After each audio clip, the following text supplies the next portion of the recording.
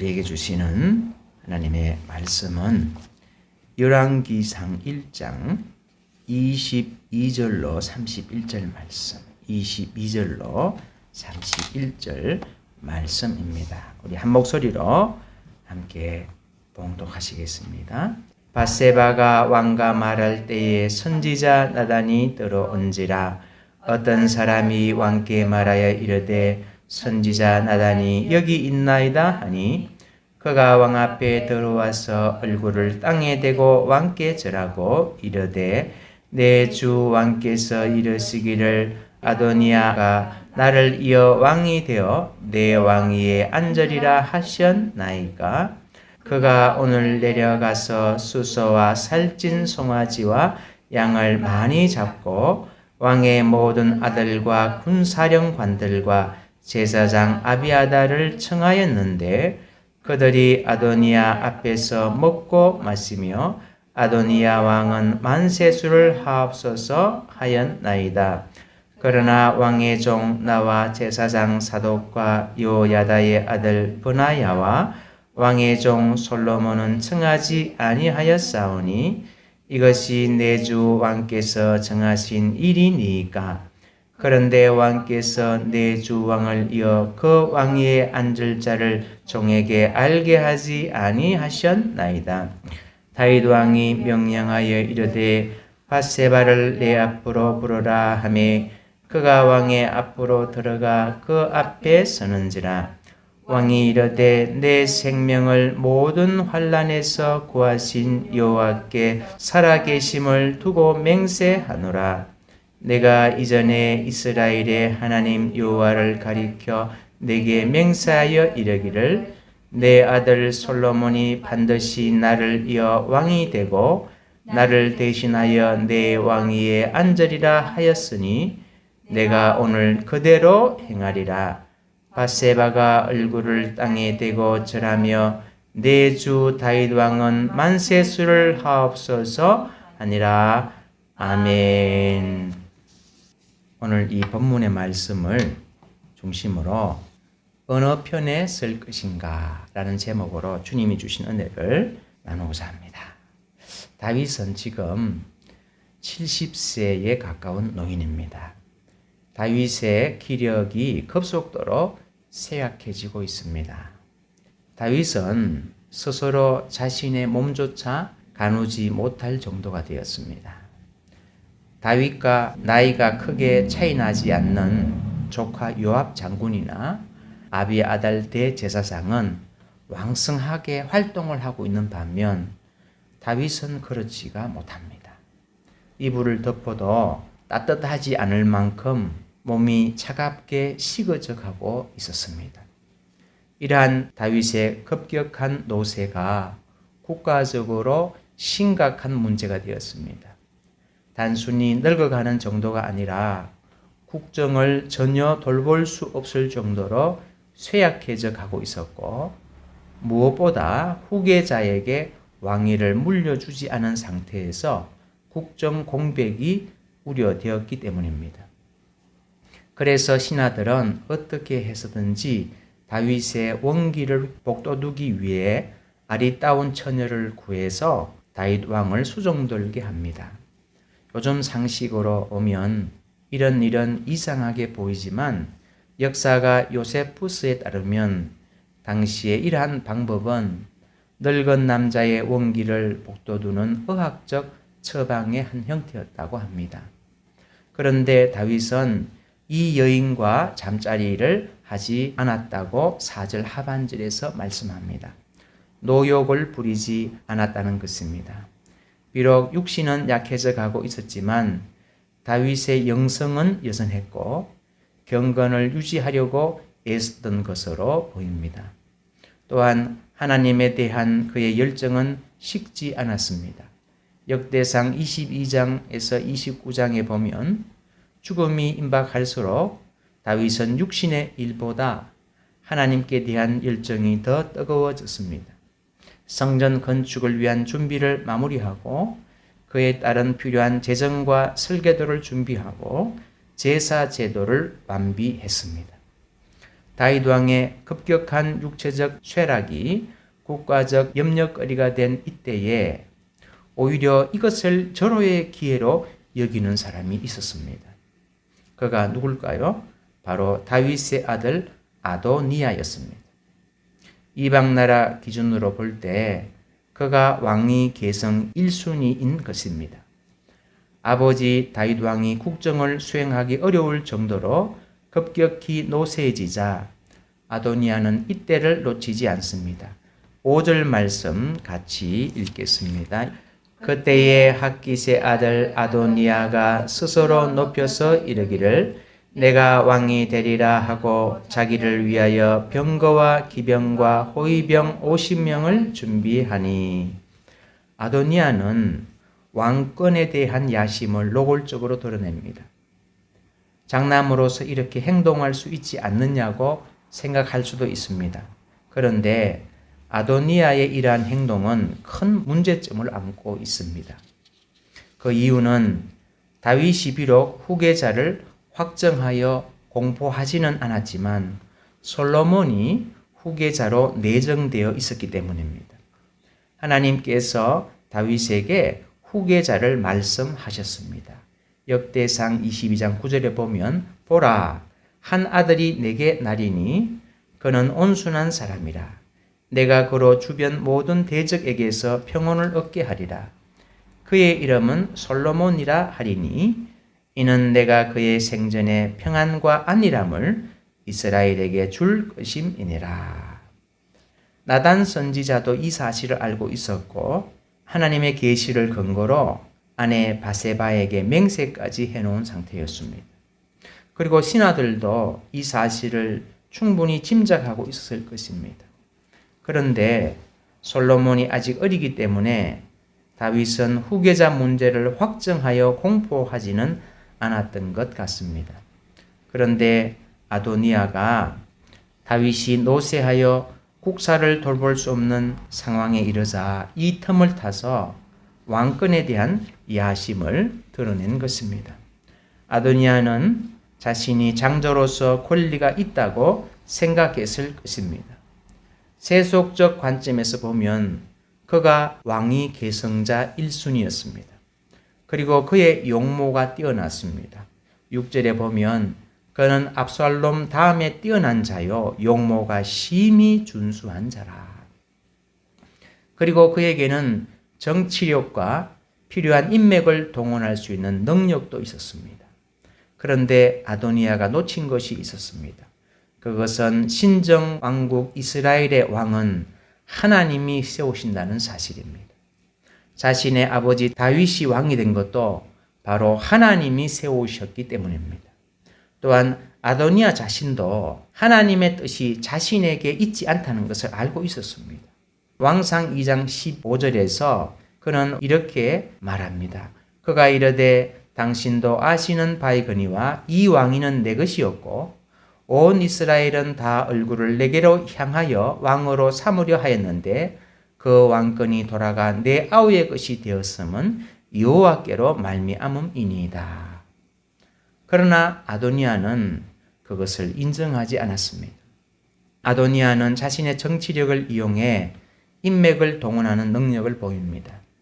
그는 솔로몬이 왕으로 즉위할 경우 손해를 볼 사람들을 끌어들여 공모에 가담시킵니다. 그들이 누구일까요?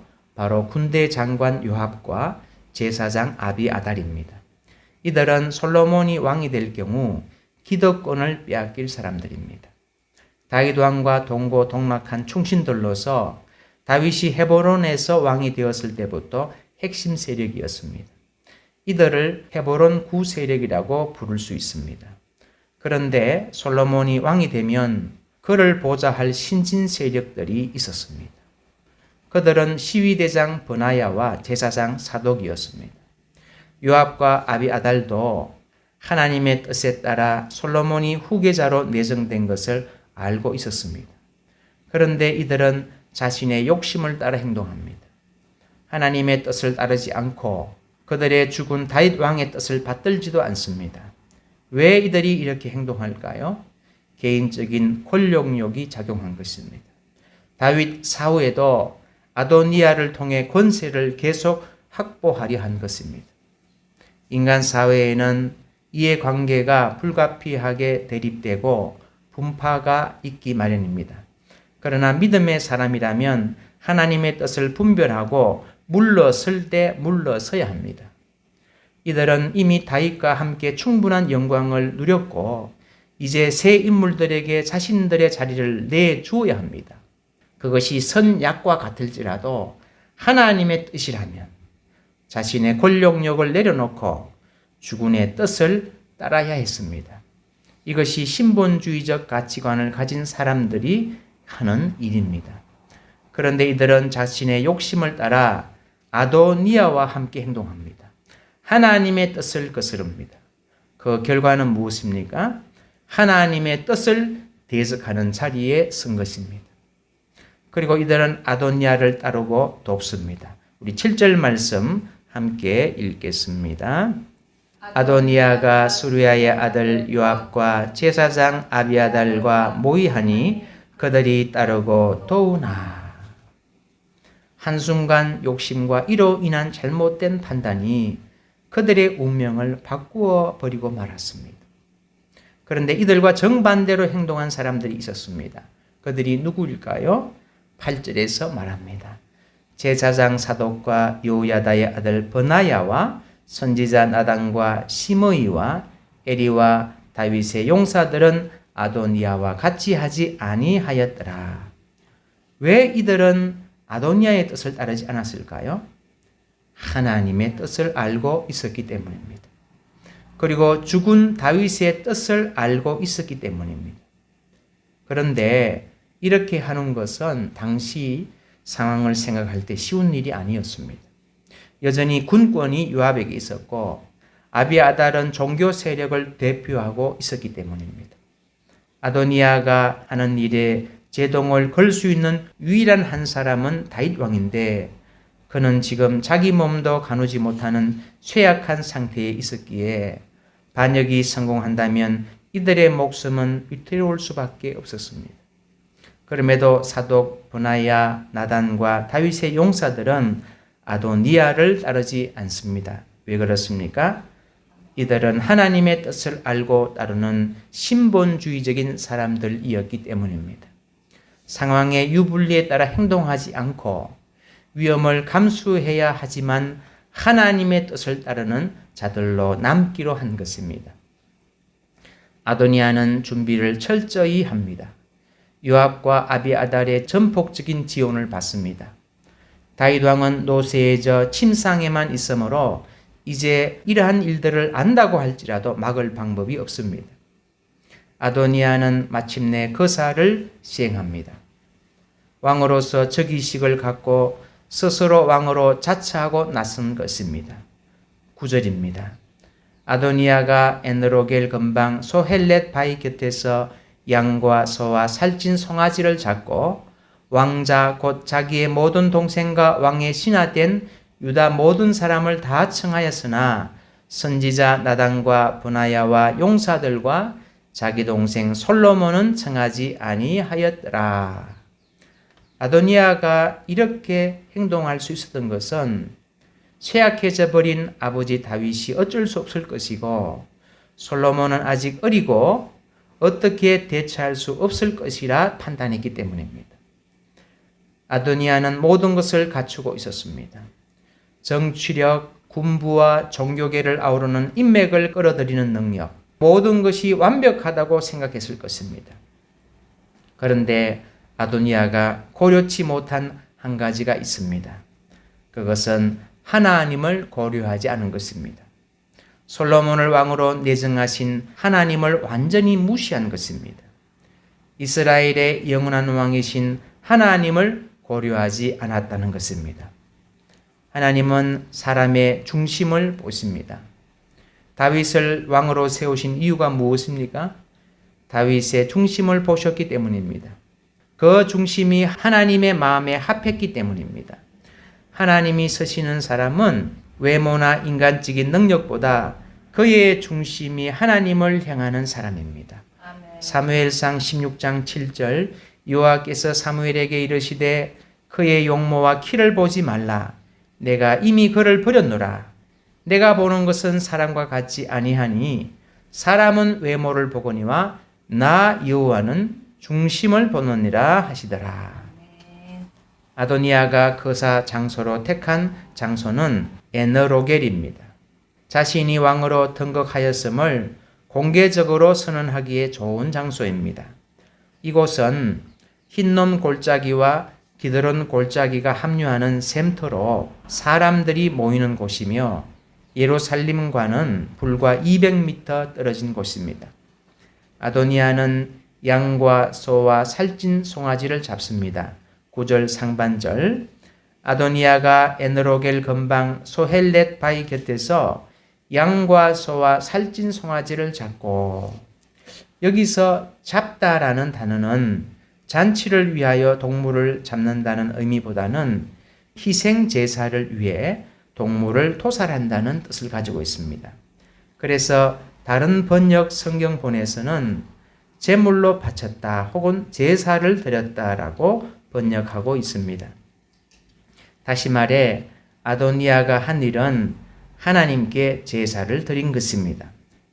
자신들의 정치 목적을 위해 제사를 드린 것입니다. 신정국가의 왕이 된다는 명분을 얻기 위해 제사를 드린 것입니다. 어떤 행사를 할 때 예배를 드리는 모습을 보게 됩니다. 예배를 받으시는 하나님은 뒷전에 두고 자신들의 행사 목적을 성취하기 위해 예배를 드려서는 안 됩니다. 이것은 하나님을 멸시하는 죄가 된다는 것을 기억해야 합니다. 아도니아는 모든 왕자들과 유다 지파의 유력한 정치계 인사들을 모두 초대합니다. 그러나 정적인 솔로몬과 하나님의 뜻을 따르는 자들은 초청하지 않습니다. 무엇보다 현재 이스라엘의 왕인 아버지 다윗에게는 알리지도 않습니다. 현직에 있는 왕이 후계자를 지명하고 공포하지 않은 상태에서 왕 등극식을 하는 것은 반역이여 왕이 찬탈입니다. 이것이 아도니아가 하고 있었던 일입니다. 아도니아가 하는 일들이 성공적으로 잘 진행되었습니다. 이제 상황이 아도니아에게로 기울어진 것처럼 보입니다. 실세인 요압과 아비아달이 그들의 편이고 왕자들과 유다 지파의 신하들도 다 그들의 편입니다. 그러나 일의 궁극적인 결말은 사람의 뜻대로 되는 것이 아니라 하나님의 뜻대로 이루어집니다. 이것을 깨달은 예레미야는 이렇게 고백합니다. 예레미야서 10장 23절, 여호와여 내가 알거니와 사람의 길이 자신에게 있지 아니하니 그럼을 지도함이 걷는 자에게 있지 아니하니이다. 그렇다면 아도니아의 뜻대로 일이 다 진행되고 있는 상황에서 어떤 일이 일어날까요? 이 흐름을 뒤집어 놓는 한 사람이 등장합니다. 그가 바로 나단 선지자입니다. 나단이 누구입니까? 범죄한 다윗에게 당신이 그 사람이라고 지적한 사람입니다.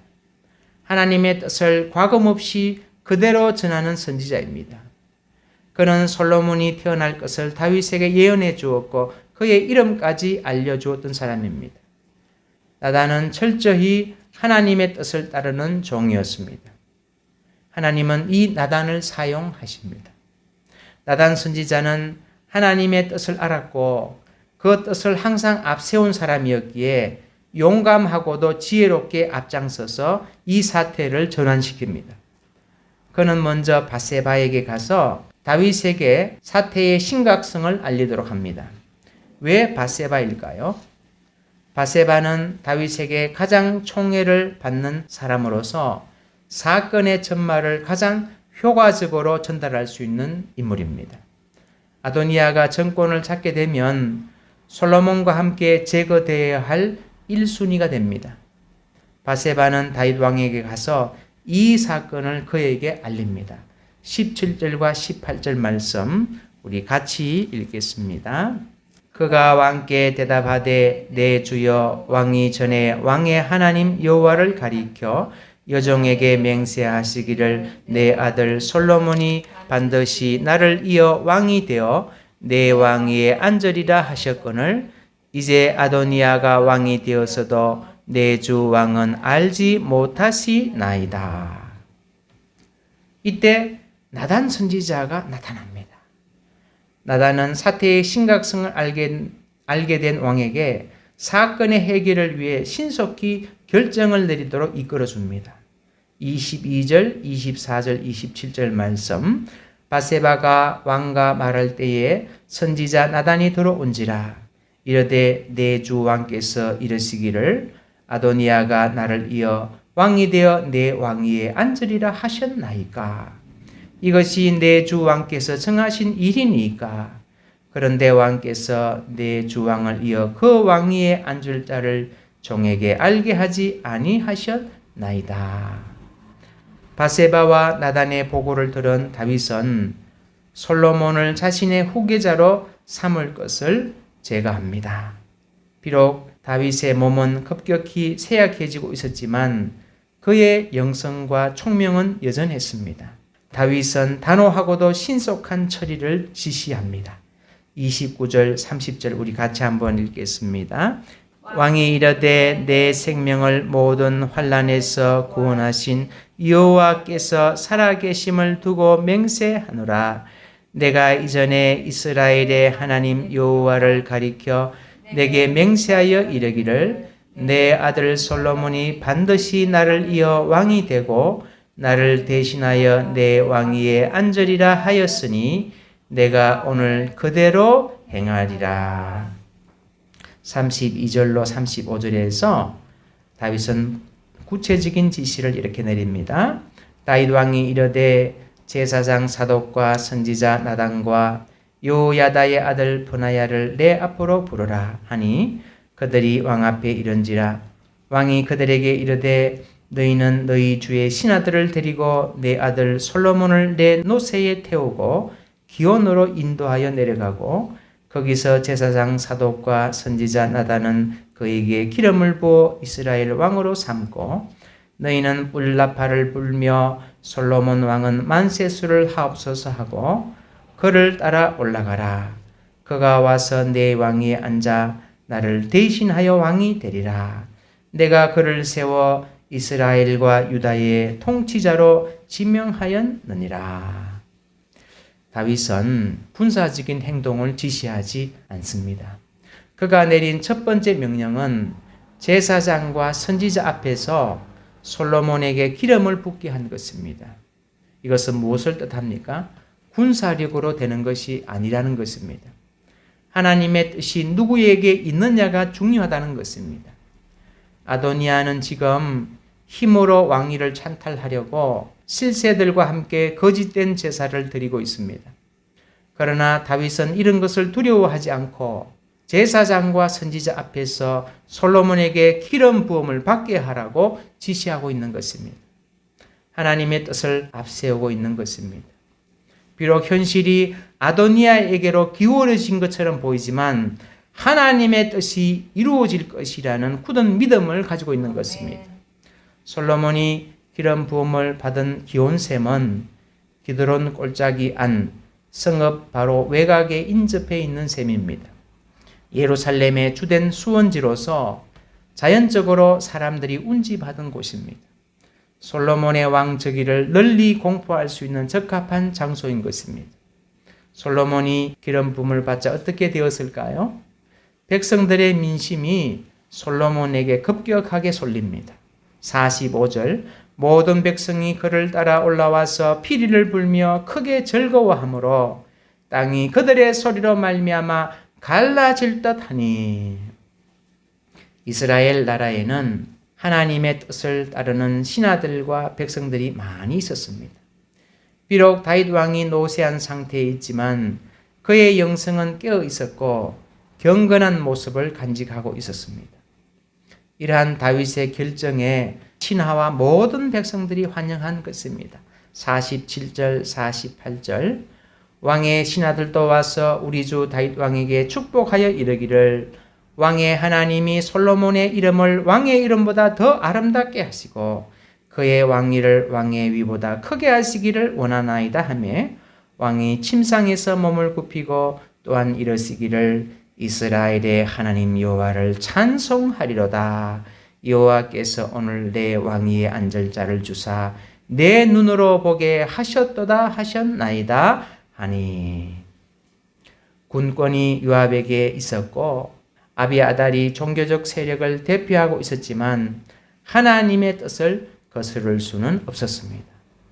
솔로몬의 즉위와 백성들의 환호의 소리를 들은 아도니아와 그의 추종 세력들은 뿔뿔이 흩어지고 맙니다. 49절 아도니아와 함께한 손님들이 다 놀라 일어나 각기 갈 길을 간지라. 결론의 말씀을 드립니다. 우리는 오늘 설교를 통해 상반된 두 세력을 보게 됩니다. 두 세력의 공통점은 다윗 왕과 동고동락했던 사람들이라는 것입니다. 그런데 그들의 끝은 달랐습니다. 왜냐하면 그들의 마지막 선택이 달랐기 때문입니다. 헤브론 구 세력들은 하나님의 뜻이 어디에 있는지는 알았지만 그들은 자신의 욕심과 세속적인 가치를 우선했습니다. 아도니아가 장자라는 사실, 그의 용모가 준수하다는 것과 그의 정치력을 중시했습니다. 무엇보다 이 선택이 자신들의 욕심과 맞아 떨어졌습니다. 다윗 사후에도 자신들의 권세를 계속 이어갈 수 있는 좋은 방법이었기 때문입니다. 이들은 하나님의 뜻보다는 자신들의 이해를 앞세우는 인본주의자들이 되고 말았습니다. 이들과 달리 하나님의 뜻을 따르는 사람들이 있었습니다. 이들은 다윗의 뜻을 따르는 예루살렘 신진 세력들이었습니다. 이들은 자신들의 이해관계보다 하나님의 뜻이 어디에 있는지를 살폈습니다. 그리고 다윗 왕의 심중을 살폈습니다. 그리고 이들은 결과의 유불리를 떠나 그 뜻을 따랐습니다. 실세들이 아도니아를 추종하고 적극 돕는 상황에서 이들은 하나님의 뜻을 살피고 그에 따라 올바른 선택을 했습니다. 아도니아와 그를 따른 사람들의 문제가 무엇입니까? 하나님을 고려하지 않았다는 것입니다. 정치적, 경제적 고려를 할 때 맞는 일일지라도 하나님의 뜻에 맞지 않는다면 내려놓아야 합니다. 왜 그렇습니까? 결국 하나님의 뜻이 이루어지기 때문입니다. 그렇지 않을 때 한때 하나님께 귀 쓰임을 받았던 사람들의 끝이 아름답지 않을 수 있다는 것을 우리는 오늘 본문을 통해서 교훈을 얻게 됩니다. 인본주의적 선택을 했던 아도니아와 그를 돕던 사람들은 어떻게 되었을까요?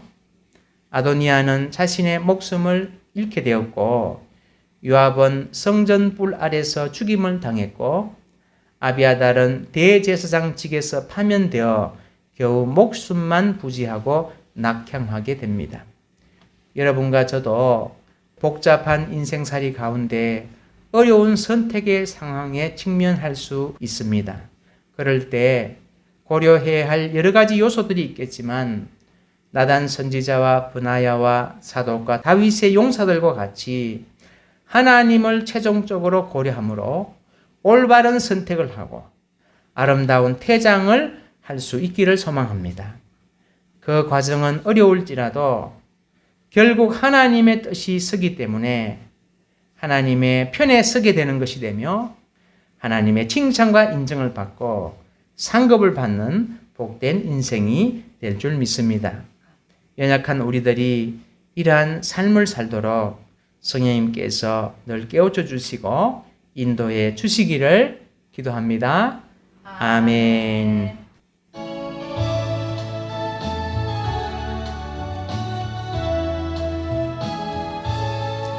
주 안에 기쁨 있네. 주 안에서 활자. 주 안에 평안 있네. 주 안에 살자. 불안이 연기처럼 서며들어도 주 안에 사는 마음 기쁨 넘치네. 주 안에 사랑이네. 주 안에 살자. 주 안에 소망이네. 주 안에 살자. 검푸른 성난파도 밀어 덮쳐도 주 안에 사는 마음 평화 넘치네. 주 안에 영생이네. 주 안에 살자. 주 안에 천국이네. 주 안에 살자. 불길이 지옥처럼 솟아올라도 주 안에 사는 마음 생명 넘치네. 주 안에 영생이네. 주 안에 살자. 주 안에 천국이네. 주 안에 살자. 불길이 지옥처럼 솟아올라도 주 안에 사는 마음 생명 넘치네.